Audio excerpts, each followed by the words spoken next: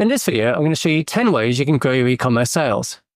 These ways are available to anyone on any budget. The first one I'm going to show you is Amazon. Amazon is the biggest marketplace in the world and a massive opportunity for all retailers. These days, Amazon is very much built around brands. Here's an example branded storefront for a brand called Aiden & A. If you register your brand with Amazon, you can create a branded storefront, which has categories and rich media like any normal storefront. If we click on a category, we can see a list of products. I'm just going to click on a product here. And you can see that Amazon enables brands to create attractive listings for their products. Here's an example one here. It's got great photos, keyword-rich title, a comprehensive description. And if we scroll down to the bottom, this is an area called A+ content, which is rich media that a brand can add to their listing, which increases the conversion rate. A lot of brands will only sell on Amazon, and that's where they get the majority of their sales. This is because Amazon has its own fulfillment service known as Fulfillment by Amazon. You can see here, this product here is sold by a company called Tool Trade, but dispatches from Amazon. That's because they're using FBA or Fulfillment by Amazon. And also it has advertising. So if we do, for example, a search for a swaddle, at the top here are ads, and down here are the natural search results. So it's got an advertising system similar to platforms like Google, in that if you're an established brand, you will get organic traffic. However, if you're launching a new brand, you can use ads to promote your products to begin with to create a rate of sale, and that is what gives you the exposure on Amazon. In summary, we find with our clients that they get up to 50% of their sales on Amazon. It also enables you to expand internationally. Secondly, email marketing. Despite the rise of social media, email is still massively popular and a great way of reaching customers. It's much cheaper to sell to an existing customer than to acquire a new customer. That is why all e-commerce merchants should be building their email list. You can see here on this site, Hello Baby, they have a pop-up on the right-hand side, which invites people to join a newsletter. You can also add an option for people to join your newsletter at checkout. Once you've got people's email addresses, you can then market them in a number of ways. Using tools like MailChimp, you can create automations.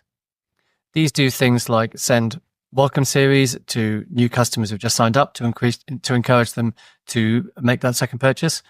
Or you can create campaigns. For example, if you might have a regular newsletter you send out, or you could do a Black Friday campaign. This will go out to either your whole email list or a section of your email list with offers and information to encourage them to return to your site. Email is probably the most cost-effective way of doing marketing for e-commerce stores. The cost of sending an individual email is very low, and tools like MailChimp start at only a few dollars a month. Thirdly, conversion rate optimization. Driving traffic to your site is difficult and expensive. You therefore need to make the most out of the traffic that you get. Conversion rate optimization is the process of improving the conversion rate of your site so you make the most number of sales out of the traffic you get. For example, this site is a maker of a place called Burley. I just noticed a few conversion rate issues here. For example, very small image, which is right down the bottom of the page. The content this page has got a great big header, which is pushing the content down. So therefore, when people turn to this page, they're not seeing these products in their best light and are therefore less likely to make a purchase. It's things like this which will reduce your conversion rate, and by experimenting with different layouts of your site, doing some A/B testing, you can improve your conversion rate and increase your sales. Whilst Amazon is by far the biggest marketplace, there are multiple marketplaces both domestically and around the world which have significant followings and enable you to pick up incremental sales. The biggest alternative marketplace is eBay. Though it's a lot smaller than it used to be relatively and nowhere near the size of Amazon, it still has a significant following and a great potential for sales. There are a number of benefits of selling on multiple marketplaces. One, it spreads your risk. If you have all your eggs in one basket with Amazon, if they shut down your account, you're in big trouble. Secondly, you can find new customers all around the world. And thirdly, there may well be less competition on these marketplaces, which means you can charge higher prices. Examples of other marketplaces include Walmart Marketplace in the US and Fruga in the UK. The next opportunity is paid search. Paid search refers to the adverts that appear alongside the natural search results on search engines such as Google and Bing. Paid search ads, of which the biggest is Google Shopping ads, are a massive opportunity for driving traffic to your site.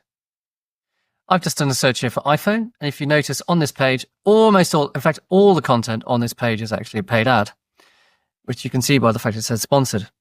Now, back in the day, it used to be that natural search results, which are now consigned right down here, used to take a much bigger part of the page.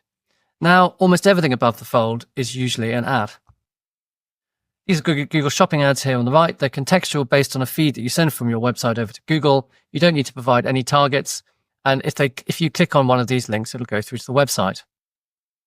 These are a very quick way of driving traffic. Unlike search and optimization, which takes a long time to do, you can turn ads on very quickly and they will very quickly start to generate sales for you. The sixth opportunity is social media.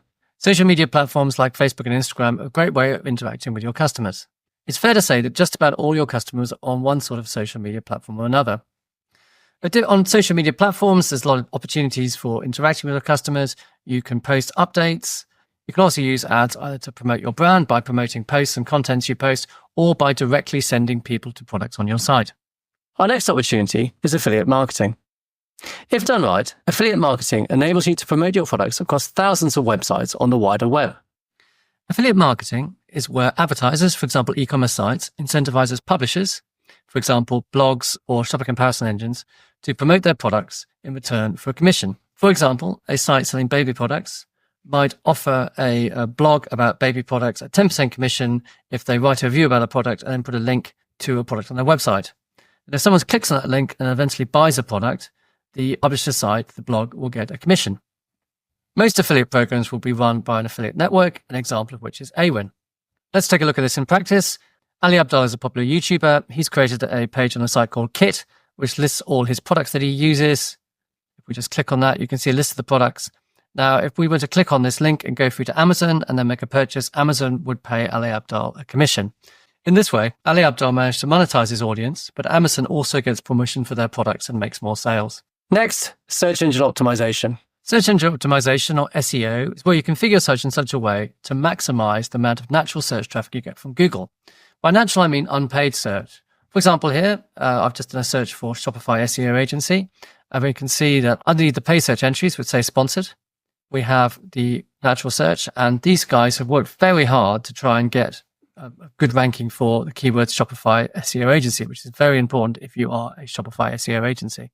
Now, SEO traffic isn't really free. You have to spend a long time working on your site, creating links into your site, creating content in order to get good rankings. However, if you can do that, it's a gift that keeps on giving. It does take a long time, though. Next, expanding your market through international trade. It's a big world out there. By selling on sites outside your own domestic market, you increase your sales enormously. For example, here I'm just on Amazon.com. If you are a seller from Amazon EU or selling on Amazon UK, Amazon.com is 10 times the size of Amazon UK. So if you can sell your products on Amazon in the US, perhaps sending them into Amazon FBA in the USA, you have a market 10 times as big as your domestic market. Finally, generating recurring revenue through subscriptions. If you sell products that require replenishment, offering subscriptions on those products is a great way of generating return custom. For example, I've just done a search for coffee beans on Amazon.co.uk. And if we scroll down, we can see, for example, here, 300 people bought this multiple times. And if we just click on that, those multiple purchases will all be subscriptions. And Amazon enables people who use Amazon FBA to set up subscriptions and run subscriptions through the channel. So this is an absolute no-brainer if you sell replenishable products that people want to buy again and again. You can do it through a platform like Amazon, and you can also do it on your website. If you have a Shopify website, some very simple plugins to do this. Thanks for watching the video. If you found it interesting, please hit subscribe.